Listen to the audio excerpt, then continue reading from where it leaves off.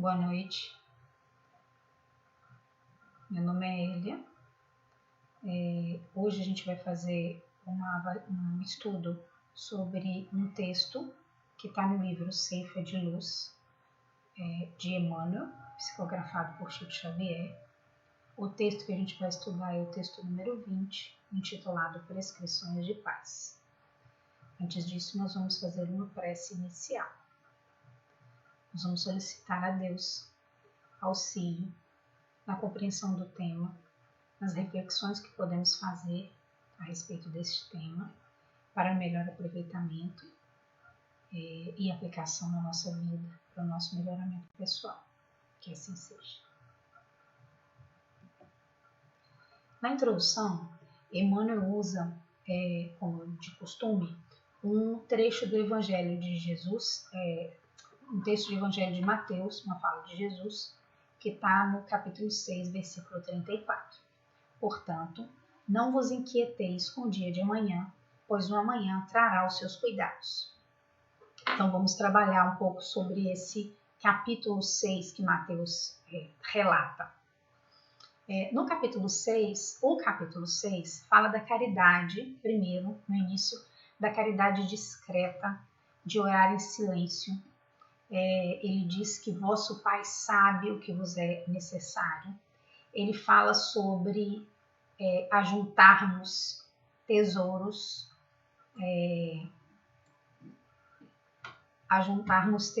no céu, e aquela frase conhecida, aonde estiver vosso tesouro, ali estará o seu coração.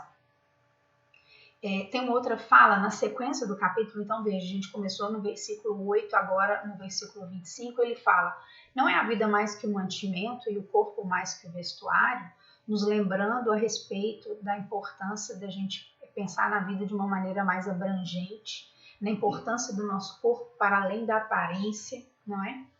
Ele na sequência fala, também uma frase conhecida, olhai as aves do céu, os lírios do campo. Essa sequência está no Evangelho segundo o Espiritismo, também trabalhado, no capítulo 25, intitulado Buscai e Achareis. E aí tem um texto, a segunda leitura, o segundo estudo desse capítulo também fala disso. Ele diz, mas buscai primeiro o reino de Deus e a sua justiça, e todas essas coisas vos serão acrescentadas. Então, nesse momento, ele nos lembra a respeito da nossa vida, além desta vida, da nossa vida espiritual e da importância que a gente dá valor a ela. O tema inicial que Emmanuel usa me lembrou a respeito da ansiedade. Então, quando ele diz, não os inquieteis com o dia de amanhã, pois o amanhã trará seus cuidados, me lembrou muito uma dificuldade que a gente tem, que é não ficar muito ansioso com as coisas. A ansiedade é um estado emocional caracterizado por sentimentos de tensão, preocupação e também pensamentos ruins. No estado normal, a ansiedade é saudável para o indivíduo. É através dela que a gente é impulsionado a realizar projetos, a organizar coisas, prosperar e planejar para o futuro, né? Estarmos preparados para o que virá. Mas ela tem um limite, uma medida, não é? O que é alarmante é o excesso desse sentimento. Então, dependendo da frequência e da intensidade, ela pode se tornar uma patologia, que pode vir para a pessoa como um transtorno depressivo, uma ansiedade generalizada, transtornos mentais, alimentares, entre outros. Porque a pessoa lida com isso de maneira muito perturbadora, aí ela acaba perdendo o controle e a ansiedade então vira um problema para ela, né? Apesar dela ter o seu lado positivo. Então, no texto Prescrições de Paz, o Emmanuel começa da seguinte maneira: na garantia do próprio equilíbrio, alinhemos algumas indicações de paz, destinadas a imunizar-nos contra a influência de aflições e tensões, nas quais, tanta vez, imprevidentemente, arruinamos tempo e vida.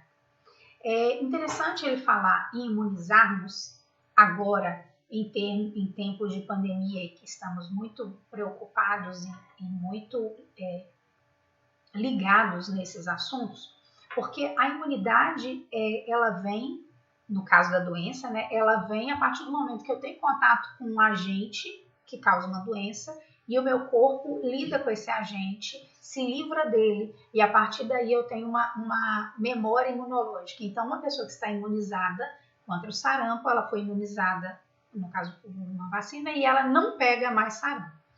Então, se ela tiver contato com a doença, ainda assim ela não pega. Então, quando Emmanuel usa o termo imunizarmos contra a influência de atenções e aflições e tensões, não significa que a gente vai ficar blindado numa bolha. Quando ele diz que a gente precisa alinhar essas indicações de paz que ele faz, ele diz que nós vamos lidar imunizados no sentido de vamos ter contato com as aflições e tensões e ainda assim vamos conseguir lidar com elas sem sofrimento, sem perecer, né? Eu acho que perecer é uma boa palavra. Nas quais, então, podemos nos arruinar ou arruinar o nosso tempo e a nossa vida. A gente perde tempo sofrendo ou lidando com isso de maneira perturbada, não é? Então, Emmanuel, nas prescrições de paz que ele nos faz, ele as faz na forma de conselhos. Então, eu separei para que a gente possa discutir e avaliar cada um deles.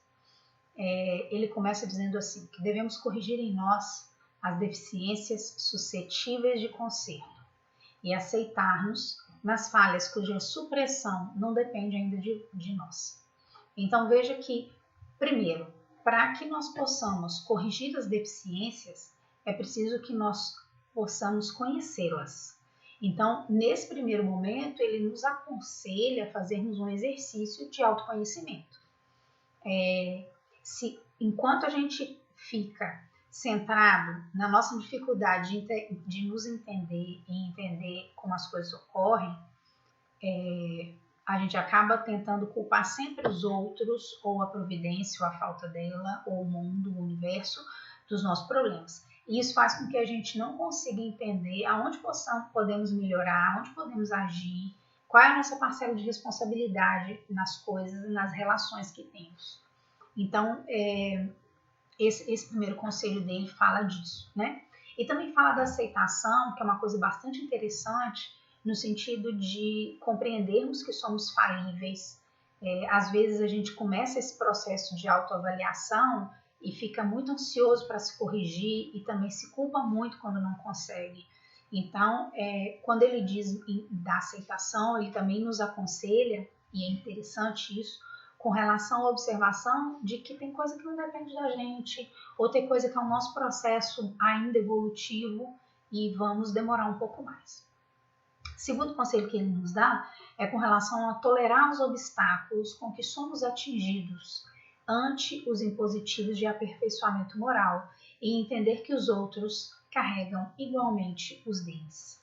Isso é bastante interessante porque nas relações humanas nós temos aí o hábito, às vezes, de imaginar que o outro não passa por dificuldades como nós passamos. E isso, às vezes, causa tensão nas nossas relações e também insatisfação do indivíduo com a sua própria vida.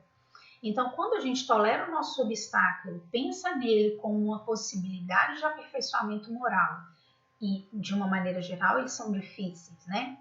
De vivê-los, de passar por eles. E entende que o outro, que parece que não está passando por nada, tem também as suas dificuldades, né? Ou aquele que se apresenta como um adversário também tem as dificuldades dele, faz com que a nossa caminhada seja mais tranquila e que a gente às vezes sofra menos com essas relações humanas. Então, nessa primeira parte que ele comentou com a gente vê a necessidade do autoconhecimento e esse autoconhecimento como chave para correção e aceitação, a prática e busca do conhecimento, e aí eu coloquei esse item não só no caso do conhecimento do indivíduo, mas do conhecimento da doutrina, do conhecimento filosófico, do conhecimento da sociedade, porque às vezes a gente vive muito preso na nossa vida, nos nossos conceitos e não consegue entender a realidade que está à nossa volta. Então, esse conhecimento ele é religioso, mas ele também é social, a gente precisa ver as coisas, né? E o fortalecimento da fé para tolerar as vicissitudes. Quando ele fala para mim que uma dificuldade que se impõe é para o nosso aperfeiçoamento moral, ele está tocando diretamente também no trabalho de fé. na confiança que nós temos na providência divina, na justiça divina e na confiança que temos na nossa necessidade também de crescimento espiritual. Ele fala uma outra coisa bastante interessante, que é assim: observar ofensas como retratos dos ofensores, sem traçarmos a obrigação de recolher semelhantes clichês de sombra. Quando ele fala da gente observar a ofensa como um retrato do ofensor, tem um sentido bastante interessante, que é o seguinte: quando alguém nos ofende ou quando alguém nos causa um grande mal, pensar que aquela situação foi uma foto, foi um retrato do ofensor, coloca ele numa condição humana, um sujeito, um humano que errou. Pode ter sido um erro grave, horrível, mas foi um erro daquele indivíduo, mas ele é um ser humano. Porque senão a gente tende a colocar o outro no lugar de monstro. A gente deixa de ver a humanidade no outro porque a gente começa a colocar aquele mal que ele causou como sendo um indivíduo. Ele deixa de ser o fulano, filho de não sei quem, pai de não sei quem, para ser simplesmente o mal, o causador, né, do mal. Então, quando ele fala isso, é bastante interessante. E isso faz com que a gente também não fique preso nessa história, no indivíduo, nessa relação de vítima e algoz, não é? Ele diz também: abolir inquietações ao redor de calamidades anunciadas para o futuro, que provavelmente nunca virão a sobreviver. A humanidade, ao longo de sua história, passou por várias previsões de situações extremas ou apocalípticas. Ao mesmo tempo, esta mesma humanidade a qual pertencemos também passou por muitos desastres e mudanças sociais que foram muito difíceis para nós, pensando sempre numa irmandade humana, né? Então, quando a gente diz nós, o que ocorre nos atinge lá no Japão, na China e agora no Brasil, porque estamos todos interligados. Agora, mais do que nunca, fisicamente também interligados. Mas somos todos uma humanidade. Agora, pensar nessas previsões, não é? Nessas calamidades anunciadas e dar excesso de importância a elas, causa também uma inquietação muito grande para o indivíduo e não resolve a situação. E agora, principalmente, vivendo essa situação que estamos vivendo, a gente observa que a gente tem muito pouco controle sobre as coisas. Inclusive, a gente tem muito pouco controle sobre a nossa vida, não é? Na nossa vida doméstica, inclusive, agora isolados, tem muito pouca coisa que a gente pode fazer com relação a dificuldades que aparecem, não é? Então, sempre pensando nisso, é o equilíbrio interior que vai fazer diferença. Aí, sobre essa fala anterior, ele apresenta aqui o retrato dos ofensores. Eu achei interessante apresentar um comentário sobre um texto que está no livro, chama O Livro do Perdão, de Desmond Tutu. Ele é sul-africano e ele foi presidente da Comissão da Verdade. Quando o apartheid terminou, ele que conduziu esses trabalhos. Ele é um arcebispo. É um senhorzinho, eu acho que ele já deve estar até aposentado. Nesse livro, ele fala sobre o trabalho do perdão na nossa vida. E o perdão no exercício das pequenas coisas. Então, no dia a dia, nas nossas relações familiares, nas nossas relações de trabalho, a necessidade de exercer o perdão para pequenas coisas. E ele também fala que a gente deve compreender as bases do perdão. E aí ele explica que é um caminho que ele chama de quádruplo. O primeiro é contar a história. A gente precisa dar vazão a essa história, falar dela, porque isso é terapêutico. E ele fala disso para a gente fazer com pessoas de confiança, com terapeutas, enfim. Dar vazão à mágoa, viver de fato essa tristeza, para que ela não fique represada, não é? Depois ele fala de conceder o perdão e, por fim, renovar. Ele diz que esse é sempre o melhor caminho, renovar, se não for possível, abrir mão da relação. E ele apresenta isso num livro com vários exemplos muito diversos. E aí é interessante porque quando a gente lê o livro, pensa nessas coisas, a gente pensa assim, mas eu nunca faria isso com o outro. A gente não sabe. A nossa condição humana nos deixa nessa dúvida. A gente não sabe o que a gente seria capaz de fazer. E ele também apresenta situações às quais a gente de fato está sujeito. Por exemplo, tem um caso de uma menina no livro que, sei lá, 17, 18 anos e que atropela uma senhorinha. A senhorinha está atravessando a rua, a menina está distraída dirigindo e atropela essa senhora, a senhora morre. E essa menina precisa lidar com essa culpa e com esse peso e a menina precisa se perdoar. E ela, enfim, ele fala do trajeto dela. Mas o que eu quero dizer é que quando a gente, aqui, agora eu volto no slide anterior, quando ele diz observar a ofensa como retrato do ofensor, e aí a gente pensa, eu nunca faria isso, a gente não sabe se a gente nunca faria. Então, quando a gente pensa no perdão para a minha necessidade de perdoar, mas também para a minha necessidade, talvez, de ser perdoada, é muito interessante porque nos prepara para lidar com esse perdão no dia a dia e talvez uma situação mais grave no futuro. Ele diz, admitir os pensamentos de culpa que tenhamos adquirido, mas buscando extinguir-lhes os focos de vibração em desequilíbrio, através do reajustamento e trabalho. Sobre isso, primeiro, admitir os pensamentos de culpa. A culpa ela tem um papel inicial nessa admissão do erro, não é? Quando a gente se sente culpado, é porque a gente percebe que fez algo errado, que poderíamos ter feito diferente. Então, ela vem nessa primeira avaliação. Mas se a gente fica paralisado nessa culpa, podemos ficar, então, sem ação. E aí a gente não consegue fazer a reparação, que é muito importante. Então, ele diz admitir, mas extinguir o foco de vibração. Então, que a gente não deve ficar extinguir no sentido de não ficar alimentando esse foco de culpa. Que o trabalho, o reajustamento vai ser feito através do trabalho. Então, qualquer que seja esse trabalho. A gente pode pensar que não tem relação nenhuma. Então, fizemos algo muito ruim que prejudicou uma pessoa. Eu não tenho mais contato com essa pessoa, por qualquer motivo. Então, eu não consigo mais reajustar com ela. Tudo bem, mas eu consigo reajustar com a sociedade. Eu consigo reajustar com outra pessoa que precisa de mim. Porque quando a gente se coloca à disposição a serviço do outro, o aprendizado vem e também os ganhos e a melhora vem, independente de a gente estar trabalhando exatamente com essa pessoa, por exemplo, que ofendemos ou causamos mal, né?